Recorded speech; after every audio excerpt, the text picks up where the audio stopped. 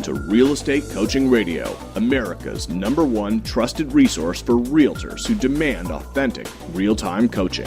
Starring award-winning real estate coaches Tim and Julie Harris. Get ready for unfiltered, full-strength honesty about what is truly working to get you into action and make you money in this new real estate boom. Now to our hosts, Tim and Julie Harris. So I had an interesting question today, Julie, from one of my coaching clients, and the question was, do you and Julie, how do you guys get yourselves motivated and keep yourselves motivated to do the radio show every day? I mean, this coaching client's known us for a long time, knows that we basically, are pretty darn busy, and yet on the radio, evidently his perception, and I appreciated his feedback, was that you and I are, able to convey the information in an easily understood, actionable format, and he was wondering how we do that every single day. And my answer was, quite simply, that we love doing it. We have, I hate to use this word, but passion for doing it, because the feedback that we get from all of them about the fact that we're helping them, that's what motivates me. Do you have an add to that answer? I'm assuming you do? No, that was actually my first reaction to you saying that was, it's fun for us in a sense. Not, some calls are more fun than others depending on the topic. Talking about the do not call list was a necessity, but maybe not the most fun call that we've done. It's very important.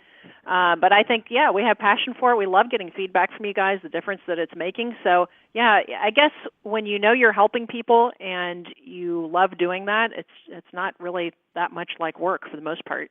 And I think that should translate to them helping their clients, because when you remove yourself out of the way and you just realize what you're doing, which is providing a service and doing a great job for your clients, and you know that doing that will make you more money with your real estate clients, it actually will get easier for you. So that was my thought. Well, effective pivot, because that's actually what I wanted to share with them as well. And the other thing I'm hearing continuously, especially those who have been tuned into us, quite literally for a while, is the fact that the idea that your mindset should be about the other person and that you're here to be of service. In other words, have your primary focus not be on yourself, not be on all the things that, are ego-based fears, psychological fears, if you guys are wanting to hit up Google to understand a little bit about some of the things that are holding you back. Julie and I did a radio show on it. We also did an Inman News Features article on psychological fear versus real fear. It's kind of an interesting concept. You should research that yourself. But the gist of it is if you pivot your focus to be on the other person and asking yourself constantly, what can I do to be of service to you? What that automatically and almost magically does is remove the stress, remove the over self-valuation that all of us do, removes the question asking that we do of, basically overanalyzation, removes all of the ego, because in some strange way, and I certainly don't claim to understand it, that when you are focused on being of service to the other person, in other words, when you're present in a conversation, when you're present, when you're, in the mode of helping somebody, your ego cannot coexist, and that's what the radio show is, and that's what, frankly, all of our coaching calls are, very cathartic. That's the wonderful thing about coaching from the coach's perspective. But when we're doing the coaching, we're on this radio show, Julie and I aren't focused on ourselves.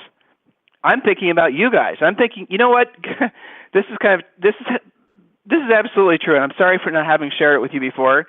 What I think about is so if this is a radio show that's being listened to by Tim and Julie back in their early 20s when they're first selling real estate, what is it that I would wanted to have told, the Tim and Julie of 20-plus years ago to have helped them avoid some of the mistakes that we made, to help them down the path of success quicker?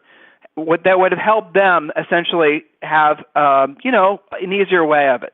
And those are the thoughts that I have in the back of my mind. When I'm on a coaching call, what I think about is, okay, so this coaching client, they're moving forward, we're helping them, but what motivates me to do consistently a really great job, and I know this is something all of our coaches feel as well, is we're not just focused on you guys on those calls. It's, in a grander scale, we're thinking about your families.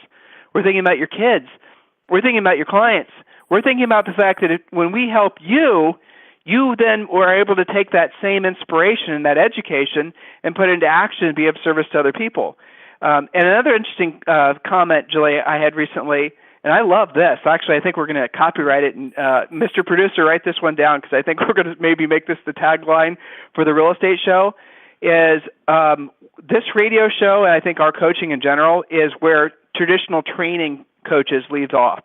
So where they stop, we start. We obviously do a lot of training, sales skills, scripts, pre-listing packs, and all the rest of it. But really, at the end of the day, that's all great stuff. And our stuff is unique. It's copyrighted. You're not going to see it in any other place. Our pre-listing pack, our listing presentation, all that. But where we pick up as a coaching organization is where traditional training leaves off. Training by itself, do this, do that, is not going to do it for 9 people out of 10.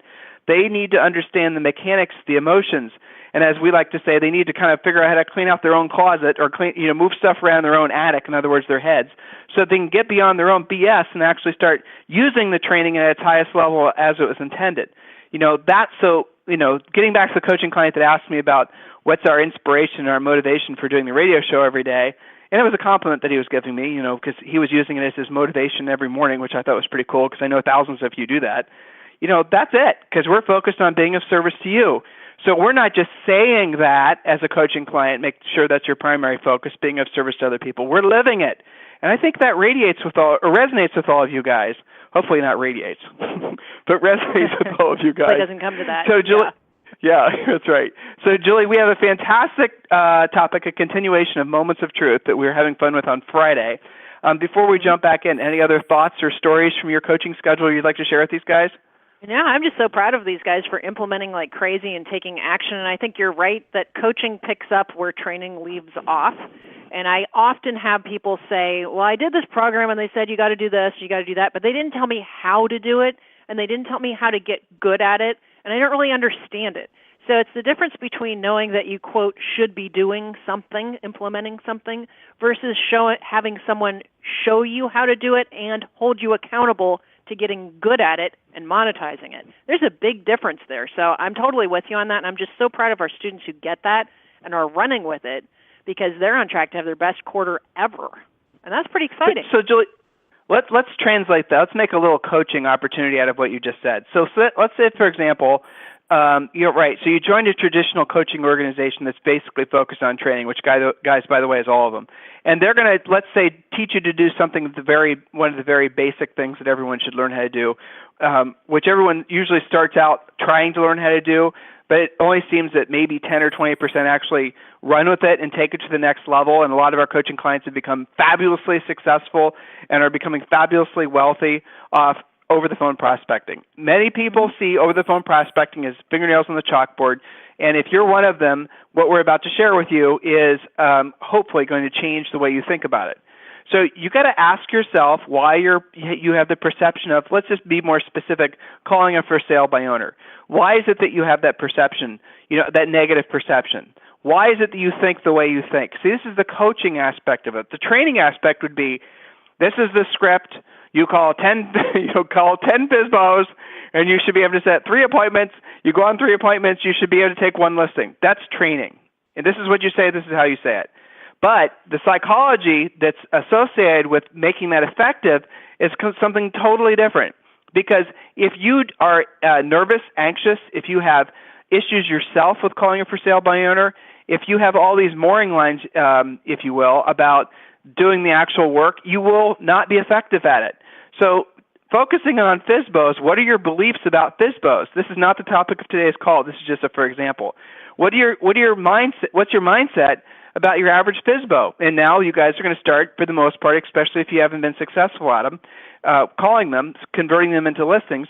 You're probably thinking that they're sophisticated, going on websites, reading books, they hate realtors, they despise commission, all these other things, right? So you basically are assuming that these for sale by owners have, almost hired a for sale by owner coach, and they're learning exactly what to say to you guys, exactly how to say it, and all the rest of it. So you have these big beliefs that are reinforced then by other agents. Oh, for sale by owners, they eat their young. For sale by owners are the worst things ever. For sale by owners are, they never pay a commission. Oh, you got to watch them, they're going to screw you. Oh, they'll steal your buyer. Oh, the da-da-da-da-da-da, right? Isn't that what, generally speaking, the masses of agents think about FSBOs? Well, here's the flip side to it. We know statistically the most for sale by owners list with a realtor. We know statistically the most FSBOs are only FSBOing because they didn't know a realtor. They just didn't know somebody. And they have really no intent of selling it themselves. And the FSBO sign, all it really is a help wanted sign. It's just saying, hey, I didn't know any realtors, anyone out there want to help me? Furthermore, when you use for example, our flexible fee commission structure, the commission issue is never an issue because you've resolved it ahead of time to the for sale by owner. By the way, we call them unrepresented seller satisfaction. So when you really look at why training doesn't work and why training that's being coached does, it's simply for the fact that you're going beyond just the read this, do this, say that, and you're helping someone to understand the psychology of it and to, really take it to the next level. And once you get beyond that and you sprinkle in the concept of you being of service to others, that's when the world shifts. That's when you start seeing opportunities in this industry as they truly are. Any thoughts, Jules? Yeah, well, that is the difference, is working on the mindset that it takes to get you there. And sometimes that's, like you said, getting into your head and moving some stuff around to help you really understand that. And, I think there's a big difference between a hired trainer that's given an outline to read to you at your office meeting versus someone who has actually, as in you and I and all of our coaches, made lots of money with something like FSBO's expireds for rent by owners, new construction, relocation, you name it. There's a big difference, right? Because it's like on the boots on the ground is what I'm trying to say, experience versus, well, I heard that you can make some money with FSBOs. There's a big difference. So, and you and I could go on about this, but I think that, what we're talking about today with this Moments of Truth, this ties right into it. There's a difference between go get some business cards made and what should actually be on your business cards. So that's my segue into Moments of Truth, if you're ready. No, it's perfect too. So, guys, get ready to take notes. This is a pickup where we left it off. What was it, on Thursday? I think we had a guest on Friday. I think so. Yep. So we're going to talk about Moments of Truth, and you know what? A quick shout out to our friends over at Mojo Sells for sponsoring today's radio show. One of the core absolute must-haves for anyone that's serious about becoming a listing agent is mojosells.com. There really is no two ways about it. So if you're serious about becoming a listing agent, go over to mojosells.com and check out it's a dialer, but they also sell you leads, so they'll sell you expired leads, which means, guys, think about this. It's a dialer, and you can literally, it's web-based. There's no software to load. You just literally log into Mojo Sells and log into your account, and there's a button that says Start, and then the system starts dialing the phone numbers. They research the phone numbers for you. They research to find out whether the person had relisted. All this normal stuff that you would have to do manually that takes forever to do, they'll have already done. Every morning you just hit the phones, you start calling the expireds. In some parts, like Houston, we have a lot of coaching clients down in Houston. It's funny, CNBC today came out with an article that mirrored something we've been talking about now on the radio show, the fact that there are markets around the country that are going to start feeling very recession-y again, Houston being one of them, housing-wise, because of what's happening to oil prices. Other markets, too, are going to start suffering similar issues. It's natural and normal for there to be little regional slowdowns, and that's going to be happening in part of Texas. But at the end of the day, in Houston, if you're an agent down there and you're not working the expireds, you are missing probably one of the best opportunities of your life. So definitely mojosells.com. So, Julie, what point did we leave off on last week? Let's Moments see. What of Truth, point we left? point number. Yes. Yeah. Yes. Moments of Truth, point number. I believe we talked about 1 through 5. We ended with your picture, and we were talking about your picture should actually look like you, so that's where we stopped. Number 6, related to your picture, these are moments of truth. These are things that people do a snap judgment on and decide if they're going to work with you or not. They decide if they're going to refer you or not. So point number 6, your actual appearance. Now, this is an interesting one that we have many examples of, the good, the bad, and sometimes even the ugly, but your appearance. Now, my general rule of thumb was always this: dress one notch nicer than whoever you're in front of. And Tim, sometimes you use the example of, a lot of my orchestra clients that ended up being real estate tell the story. Who I knew from orchestra. But tell this. So using this principle, because people ask all the time what's appropriate business attire for real estate. And yes, it's a little market specific, but general rule of thumb for everyone, at least one notch nicer than who you're around. So in my other life, I'm a musician, and I would go to orchestra rehearsals. And I would always look like I had just come from a closing. Now, sometimes I had just come from a closing, but I always made sure on every rehearsal, regardless, I'm looking better than the people wearing jeans. I'm dressing a little bit up. I have my nails done. I have a nice purse, nice shoes on. I'm not going there in sweatpants. It's okay for everybody else to be that way. And most people were coming from work, so they look decent, but I'm still a notch above. Now, why did that create business for me? Because people would say, Julie, you always look so nice. What is it you do again? Which opens the door for me to talk about real estate, and then they end up being my client. And once you're in with one group, as we know from our Center of Influence discussions and coaching, then you get lots of referrals from everybody they know. So one notch nicer. If that means that you're in a beach community and everybody runs around in flip-flops, okay, at least have nicer looking flip-flops. If not, wear some boat shoes. Do something, wear a nice polo shirt and some khakis. Be one step above, even if you're in a casual market. If you're selling in Manhattan, well, you better have your black wardrobe together. So be appropriate, but be one step nicer than whoever you're in front of. If that means that you're showing property on a Saturday afternoon and you'd love to be wearing shorts or jeans, think about what you're doing. You're trying to be very professional here. You're going to make a nice commission. If you want the respect that you all claim, and you want people to respect your time and what you do, then dress the part. Don't lose a listing because you didn't look like somebody they wanted to list with. That's something that's really easy to fix. Well, and again, then when you go into the upper end markets, it matters even more because in the upper end markets, it is a fashion show. I mean, when you go to a listing presentation, it's like a little beauty contest that starts with your car, and every little thing is essentially a lot of one-upsmanship. That is how it is. It's not, if you're not going to take it seriously, in other words, if you're not choosing to be competitive, then you don't have to worry about that. But in real life, if you want to win, especially in a competitive environment, how you look matters. And, Julie's too nice to say this, but, you need to lose some weight probably, or gain some weight. Get a haircut that doesn't look like it's from 1962. Think about these things. These things matter. People, whether you like it or not, you do it too, make snap judgments about folks. So make sure the snap judgment they're making about you is the one you want them to. So along those lines, point number 7 is your real estate sign. A real estate sign, why does it matter? Obviously, when a prospective buyer, who also, by the way, might be a prospective seller, is driving around neighborhoods, or your sign goes up and next door neighbors also thinking about selling, your sign is the thing that matters most, truthfully, as crazy as that is. And so we coach all of you to, get a sign that's legally as large as it can be for your community. Everyone's real estate signs have a tendency to be the same exact size. Why? Because the local sign company has that size as their standard, turnout real estate sign. It doesn't mean that the local zoning laws won't allow you to put a larger sign in the yard. So here's what you should do. Put the largest sign allowed by local zoning, have one phone number on it. We talked about that before. Have a rider at the top that's a 1-800-HOME-HOTLINE.com sign rider that says for free 24-hour record info in this house, call, whatever your 800 number is. Each of you get your own 800 number. That's all that should be on the sign. Now, you might want to put a URL at the bottom, but really it's not necessary because you want to direct all traffic to that 800 number, traffic as in phone calls when people are out in front of your sign.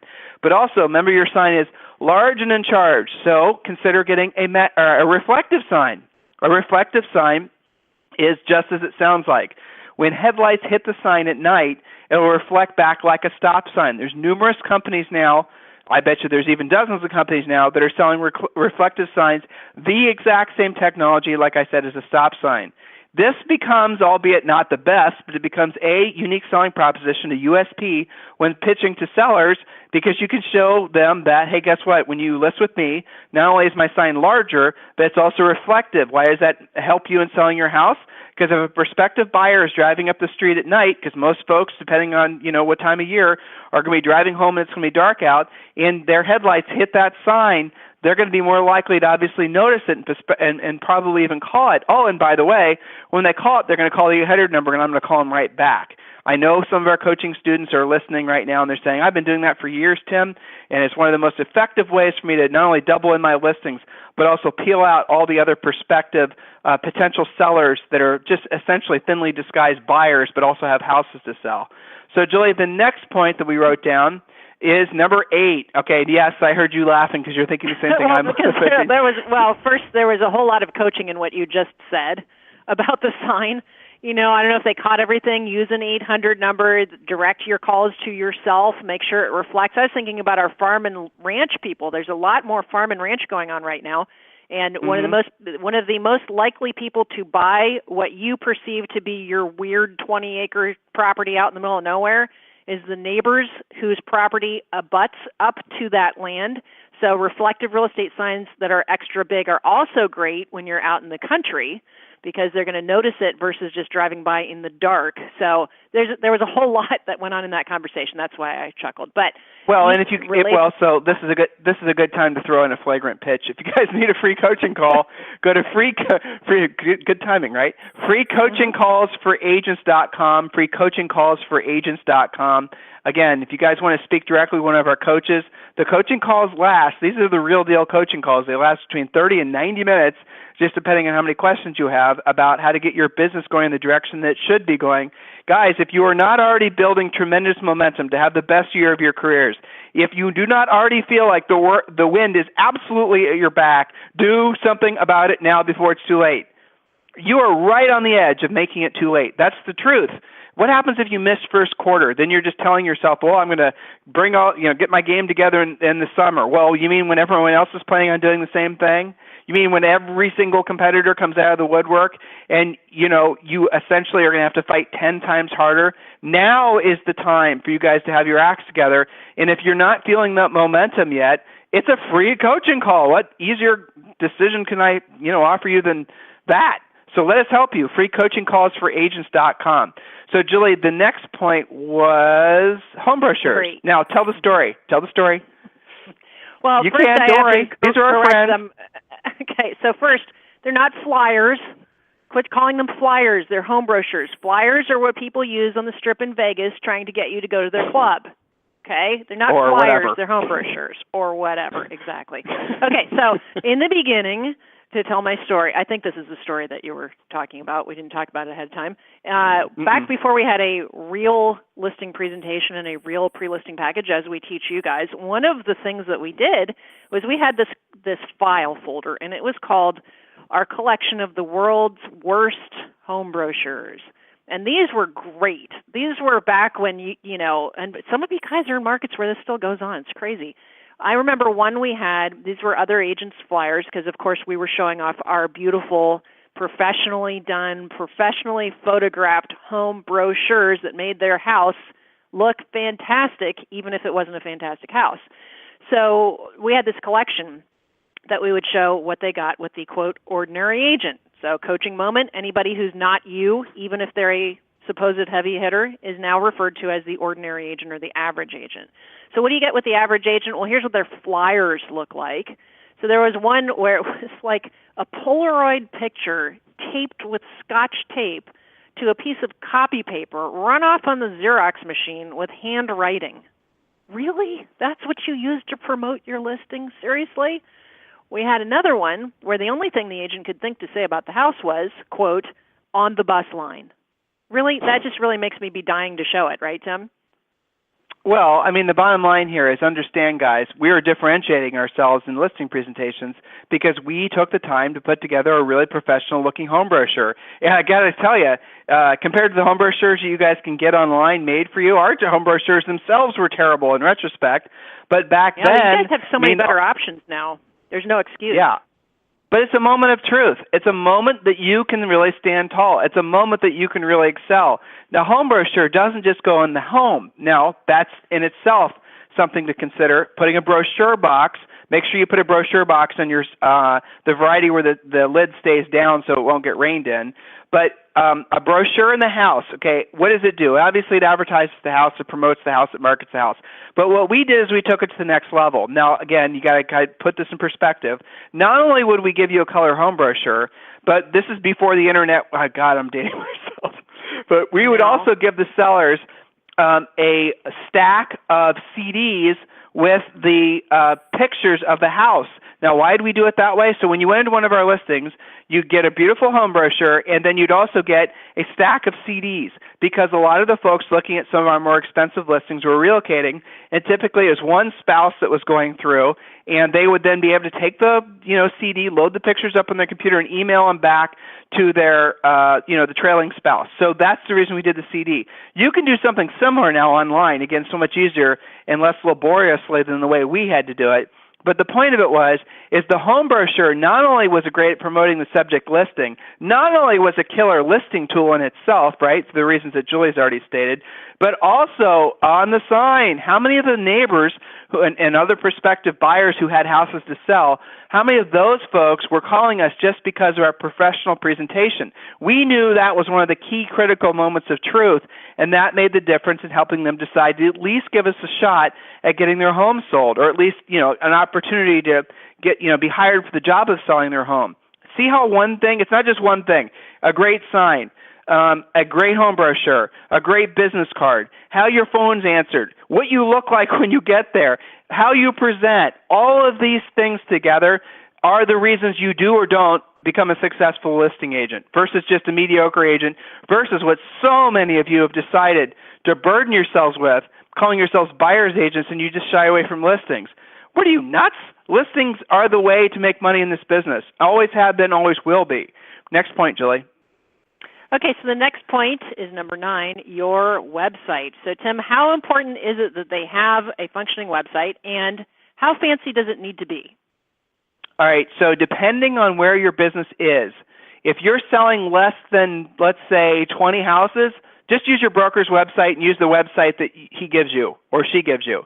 And there are other free versions of websites. Beyond that, you should, and this is the real straight honest truth. You can get a really phenomenal looking website by going to Google, and this is the keywords, put in these keywords, WordPress luxury real estate broker website, or you don't even need to use the word website. So WordPress luxury broker theme, those are the words. Theme is the last word, okay? And then you're going to be inundated with beautiful, done-for-you websites that usually cost less than $100. Yes, I'm telling you the truth. Go do the homework yourself. I know some of you are paying $1,000, $1,500, $2,500 for websites, and you're thinking, oh, it's because I sell 50 houses. I need a great website. Yes, but you're paying a ridiculous amount of money for it. Now, it's not just a function of buying the theme. Then you have to find someone to put it together. But you go to a website like Fiverr.com, Fivver.com, and you can find somebody, typically for $300 or $400, that can make that luxury real estate WordPress broker theme, make it an actual live website. They can do all the work, making everything work, making everything look like it did in the sample you saw before you bought it. Not a big deal. All that stuff is pretty much standardized. Doesn't require a lot of skill nowadays. Doesn't require a lot of time. Not super expensive. So yes, your website does matter. No, it doesn't matter until you've actually, to use our analogy, gotten the plane thoroughly off the runway, almost to cruising altitude. Almost to cruising is when you start to think about a website. But even at that, if you're one of our coaching students, trust me when I tell you, we are not going to encourage you to spend hardly anything on the website, because really at the end of the day, all it is another piece of material to reinforce your overall, I hate to use this word, but it is what it is, branding. So it's going to reinforce the look and feel of your website, the look and feel of your sign, the look and feel of your business card, the look and feel of every way that somebody comes in contact with you, your moments of truth, you guys getting this, all have to look and feel the same. The same fonts. Helvetica is the font we suggest.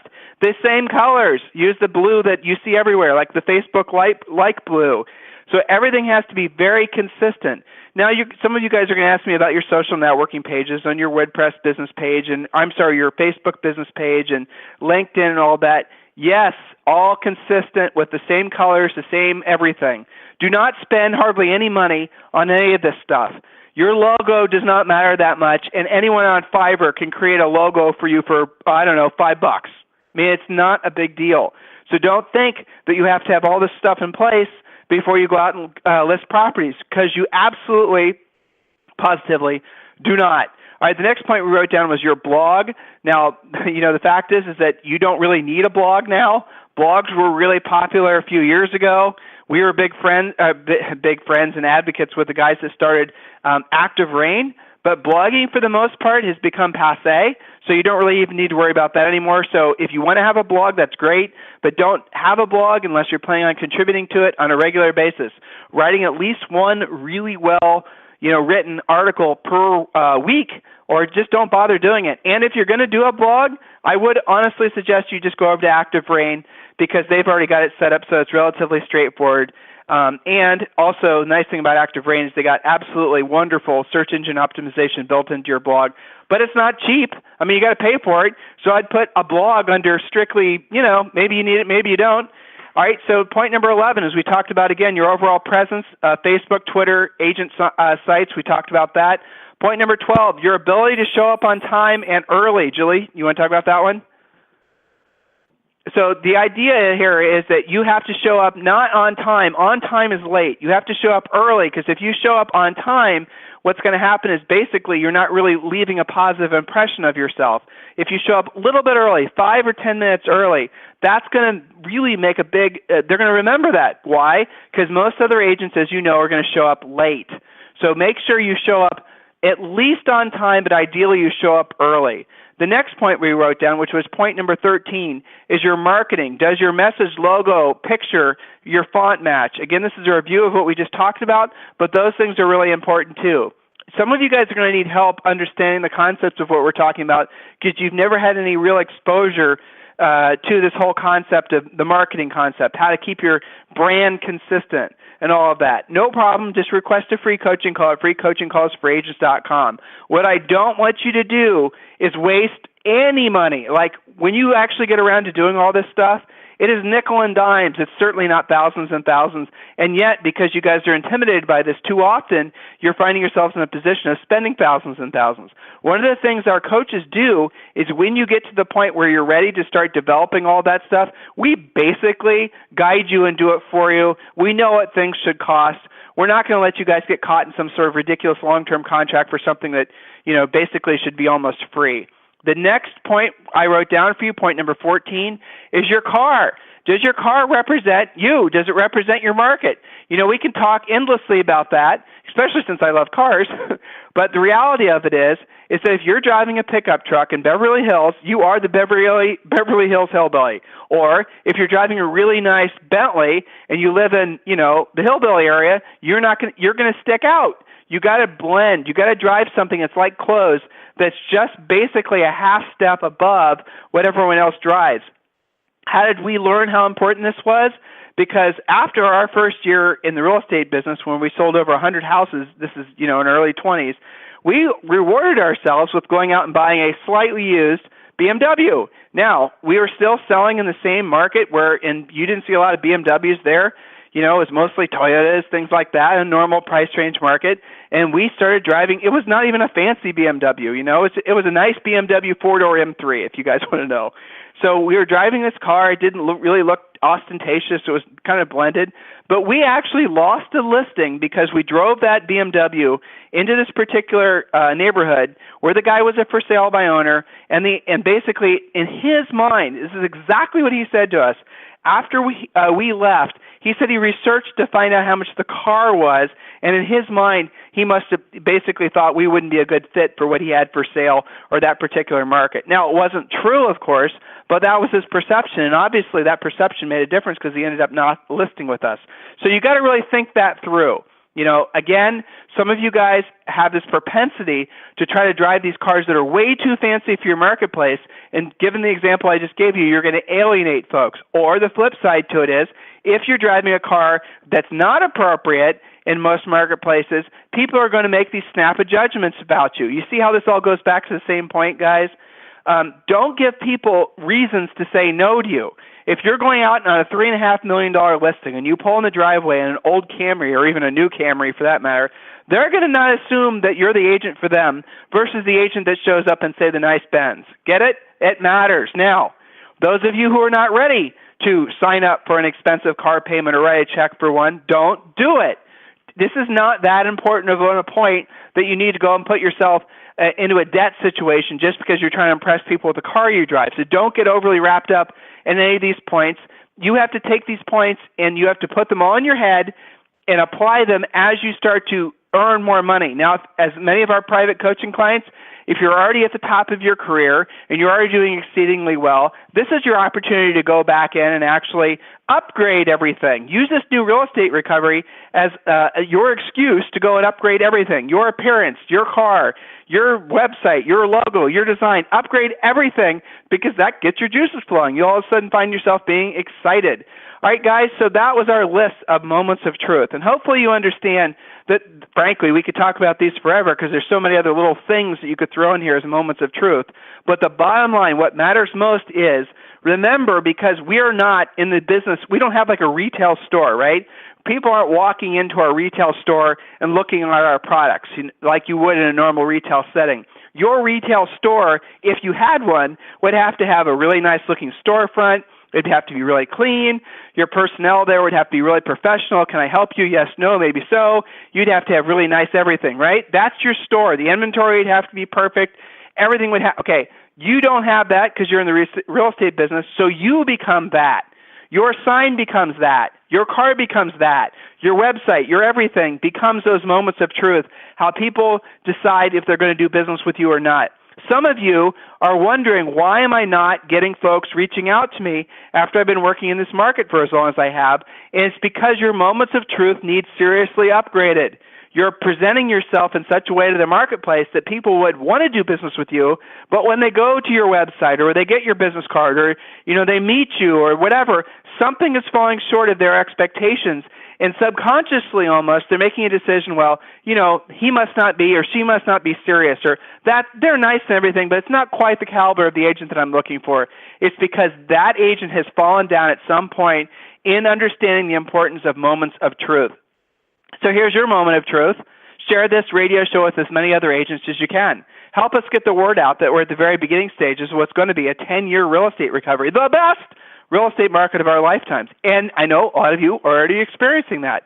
So if there's anything we can ever be doing to help you, what do? Go to freecoachingcallsforagents.com, freecoachingcallsforagents.com, and let us know what we can be doing to help you. It is absolutely our pleasure, dare I say, our passion to do so. In the meantime, we'll talk with you on the radio tomorrow, and tomorrow's going to be fun because we're interviewing one of our coaches, a top producer from Atlanta named Eric Reed. So make sure you listen in, and we'll talk with you on the radio tomorrow. This program has been a presentation by Tim and Julie Harris, Real Estate Coaching. For more information on our real estate coaching and training programs, visit our website at timandjulieharris.com. Remember to tune in weekdays at noon for upcoming shows, and until next time, thank you for listening to Real Estate Coaching Radio with Tim and Julie Harris.